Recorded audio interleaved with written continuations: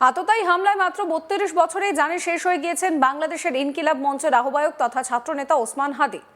ঢাকার রাস্তায় ব্যাটারি চালিত চলন্ত রিকশায় যাচ্ছিলেন হাদি, আর সেই সময় বাইকে করে খুব কাছ থেকে দুষ্কৃতীরা হাদিকে লক্ষ্য করে গুলি চালায়।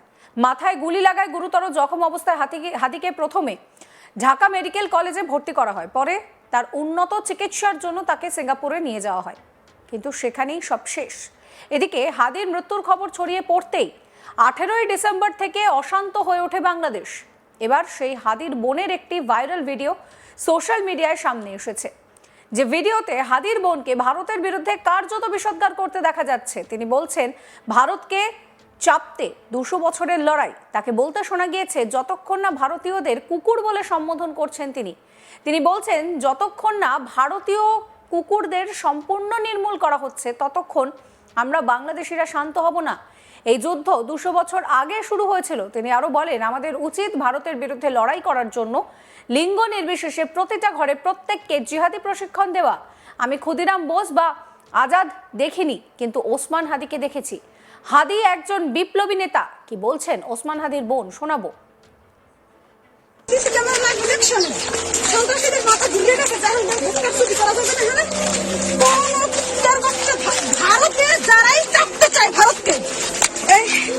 আমাদের এই লড়াই কিন্তু আজকের না, এই লড়াই আমাদের 200 বছরের লড়াই। আমরা বিশৃঙ্খলা সৃষ্টি করবো না।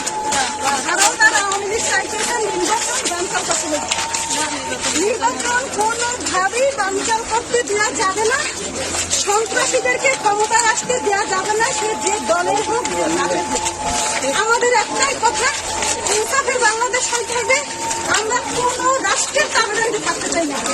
আমরা মেরুদণ্ড সোজা করে বাঁচতে চাই, এমন ইনসাফের বাংলাদেশ করতে চাই যেখানে একজন মন্ত্রীর ছেলে দিয়া কোন কাজ ভোটার আইডি করতে যদি একজন মন্ত্রীর ছেলেটা সে যে সুবিধা পাবে, আমাকে যে কেউ চেনে না আমার রিক্সাওয়ালা ছেলেটাই সে সুবিধা পাবে। এই রাষ্ট্র কাম করতে হবে। সন্ত্রাসী গুলাই আওয়ামী লীগের কাছ থেকে সন্ত্রাসী কি ওরে আল্লাহ, আওয়ামী লীগের ব্যানার কত রকমের সন্ত্রাসী চাঁদাবাজি।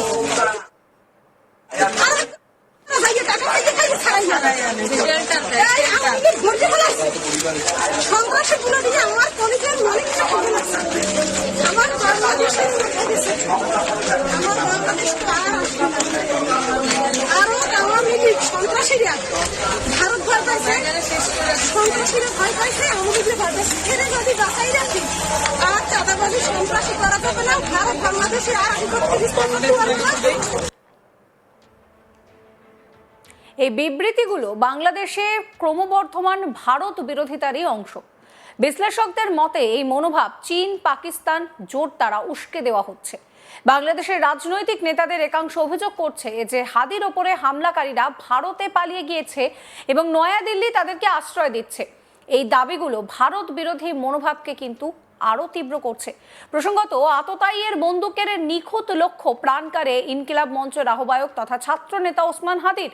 শুধুমাত্র কট্টর ভারত বিরোধিতা বা সাবেক প্রধানমন্ত্রী শেখ হাসিনার বিরুদ্ধে গরমাগরম বক্তৃতা দেওয়াই নয়, এই ছাত্র নেতার মধ্যে ছিল আগামী দিনে দেশকে নেতৃত্ব দেওয়ার ক্ষমতা। আর সেটা বুঝতে পেরেই কি অচিরে স্তব্ধ করে দেওয়া হলো হাদির কণ্ঠ। ক্যালেন্ডার বলছে রাজনীতিতে হাদি নাকি সক্রিয় ছিল মাত্র 288 দিন। আরো স্পষ্ট করে বলতে গেলে 2025 সালের 28শে ফেব্রুয়ারি থেকে 12ই ডিসেম্বর পর্যন্ত এই স্বল্প সময়ে তিনি আলোচনায় আসেন মূলত বাংলাদেশের মৌলবাদী গোষ্ঠীর রাজনীতিতে প্রবেশ এবং সংগঠিত উত্থানের একটি দৃশ্যমান প্রতিনিধি হিসেবে। রাজনৈতিক বিশ্লেষক এবং গোয়েন্দা সূত্রগুলোর মতে এই সময়কালে হাদির রাজনৈতিক ভূমিকা ব্যক্তি উদ্যোগের চেয়ে বেশি গুরুত্ব পায় একটি নির্দিষ্ট আদর্শিক গোষ্ঠীর কৌশলগত বিস্তারে। এবার আপনাদেরকে এক নজরে বলবো হাদির রাজনৈতিক উত্থানের হাল হাকিকত। 28শে ফেব্রুয়ারি রাজধানীতে আয়োজিত একটি সমাবেশে প্রথমবারের মতো রাজনৈতিক বক্তৃতা দেন হাদি। ওই সমাবেশে ধর্মভিত্তিক রাষ্ট্রচিন্তা, সংস্কৃতির অবক্ষয় এবং নৈতিক শাসন প্রতিষ্ঠার দাবি সামনে আনেন তিনি। উপস্থিত একাধিক প্রত্যক্ষদর্শী ও আয়োজক কমিটির একটি সূত্র জানায় ওই কর্মসূচির পিছনে একটি পরিচিত মৌলবাদী সংগঠনের লজিস্টিক এবং জনসমাগমের সহায়তা ছিল। মার্চ মাস জুড়ে সামাজিক যোগাযোগ মাধ্যমে হাদির বক্তব্য এবং ভিডিও ছড়িয়ে পড়ে। এইসব কন্টেন্টে ধর্মীয় পরিচয় কেন্দ্রিক রাজনীতি, নারী ও সংস্কৃতি বিষয়ে কঠোর অবস্থান এবং রাষ্ট্রীয় নীতিতে ধর্মের প্রভাব বৃদ্ধির দাবি স্পষ্ট হয়। এপ্রিল থেকে জুন এই 3 মাস হাদি দেশের বিভিন্ন জেলায় অন্তত 12টি সমাবেশ, আলোচনা সভায় অংশ নেন।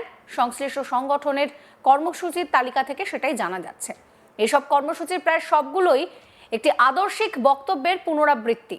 রাজনৈতিক বিশ্লেষক এবং ঢাকা বিশ্ববিদ্যালয়ের রাষ্ট্রবিজ্ঞান বিভাগের এক অধ্যাপক বলছেন, হাদির বক্তব্যের নতুনত্ব খুব একটা ছিল না, তবে তাকে সামনে রেখে মৌলবাদী গোষ্ঠীর মূলধারার রাজনীতিতে নিজেদের বক্তব্য পুনঃপ্রবেশ করানোর সুযোগ পেয়েছে। জুলাই মাসে রাজধানীর একটি শিক্ষা প্রতিষ্ঠানের সামনে আয়োজিত কর্মসূচিতে হাদির বক্তব্যকে কেন্দ্র করে বিতর্ক শুরু হয়। এই বক্তব্যে ভিন্ন মত ও ভিন্ন সংস্কৃতিকে রাষ্ট্রের জন্য হুমকি হিসেবে আখ্যা দেওয়া হয়। এই সময়ে মানবাধিকার সংগঠনগুলির তরফ থেকে প্রতিক্রিয়া নেওয়া হয়। একটি মানবাধিকার সংগঠনের বিবৃতিতে বলা হয়, হাদির বক্তব্য অসহিষ্ণুতাকেই উস্কে দিয়েছে। অন্যদিকে মৌলবাদী গোষ্ঠীর একটি ঘনিষ্ঠ সূত্র দাবি করছে, হাদি কেবল ধর্মপ্রাণ মানুষের কণ্ঠস্বর তুলে ধরেছেন। আর এবার হাদির বোন পরিষ্কার ভারতের বিরুদ্ধে বিষোদ্গার করছেন, বলছেন ভারতীয়দেরকে কুকুর। কি বলছেন হাদির বোন, আরো একবার শোনাবো।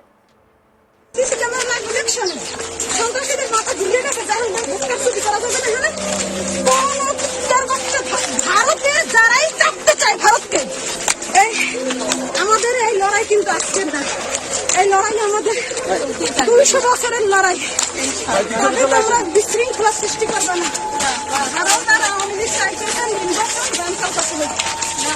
নির্বাচন কোনোভাবেই বানচাল করতে দেওয়া যাবে না, সন্ত্রাসীদেরকে ক্ষমতায় আসতে দেওয়া যাবে না, সে যে দলের হোক। আমাদের একটাই কথা, ইনসাফের বাংলাদেশ হইতে হবে। আমরা কোন রাষ্ট্রের তাবেদারিতে থাকতে চাই না। আমরা মেরুদণ্ড সোজা করে বসতে চাই, এমন ইনসাফের বাংলাদেশ করতে চাই যেখানে একজন মন্ত্রীর ছেলে দিয়া কোন কাজ ভোটার আইডি করতে যদি একজন মন্ত্রীর ছেলে দেয়, সে যে সুবিধা পাবে, আমাকে যে কেউ চেনে না, আমার রিক্সাওয়ালা ছেলে দেয় সে সুবিধা পাবে। এই রাষ্ট্র কাম করতে হবে। সন্ত্রাসী গুলাই আওয়ামী লীগের কাছ থেকে সন্ত্রাসী কি ওরে আল্লাহ, আওয়ামী লীগের ব্যানার কত রকমের সন্ত্রাসী চাঁদাবাজি,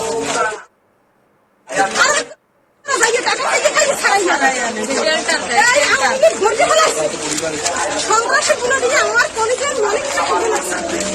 আমার বাংলাদেশের আরো আওয়ামী লীগ সন্ত্রাসীরা ভারত ভয় পাইছে, সন্ত্রাসীরা ভয় পাইছে, আওয়ামী লীগের ভয় পাইছে। এদের যদি বাঁচাই রাখি আর চাঁদাবাজি সন্ত্রাসী করা যাবে না, ভারত বাংলাদেশে আর আধিপত্য বিস্তার করতে পারবে না। এই ভিডিও সম্পর্কে আপনাদের মতামত জানাবেন। সমস্ত খবরের আপডেটের জন্য চ্যানেলটিকে সাবস্ক্রাইব করতে ভুলবেন না।